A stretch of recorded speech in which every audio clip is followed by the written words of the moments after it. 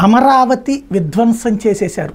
ఇది ఒక power point ప్రజెంటేషన్తో కూడినటువంటి డీటెయిల్డ్ రిపోర్ట్ చంద్రబాబు గారు ఇచ్చింది. కరెక్ట్. అమరావతిని గురించి సాధారణ ప్రజలందరూ ఆగ్రహించడం, అసహించుకోవడం వల్లనే క్రిందటిసారి అమరావతిలో గెలిపించిన వాళ్ళు ఈ దఫా దారుణంగా ఓడగొట్టారు. అమరావతి చుట్టుపక్కల ఉన్నటువంటి నియోజకవర్గాలు కూడా దారుణంగా ఓడగొట్టారు.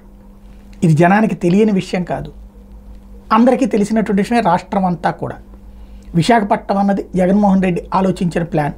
ఎందుకంటే ఇక్కడ ఎంత పోసినా సాధ్యం కాదని, అక్కడ కొంచెం చేసినా ఎక్కువగానే ఉంటుంది, తన పేరు చెప్పుకుంటారన్నది అతని ఉద్దేశం. ఆ విధానం ఇప్పుడు తిరస్కరించబడింది ప్రజల చేతన. అమరావతి అన్నటువంటి ఎజెండా అంగీకరించబడింది. What next? ఇప్పుడు మనమేం చేయబోతున్నాం, ఎప్పటికి పూర్తి చేయబోతున్నాం, ఏమేం కట్టబోతున్నాం, ఎలా కట్టబోతున్నాం?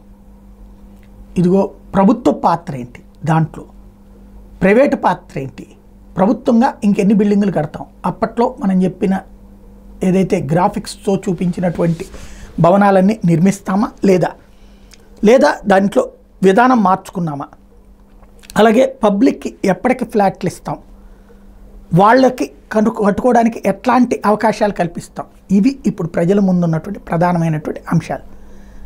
శ్వేతపత్రంలో ఒక పార్శ్వమే ఉంటుంది విధ్వంసం, రెండో పార్శ్వం నిర్మాణం, అది కూడా కలిపి ఉండాల్సి ఉంది.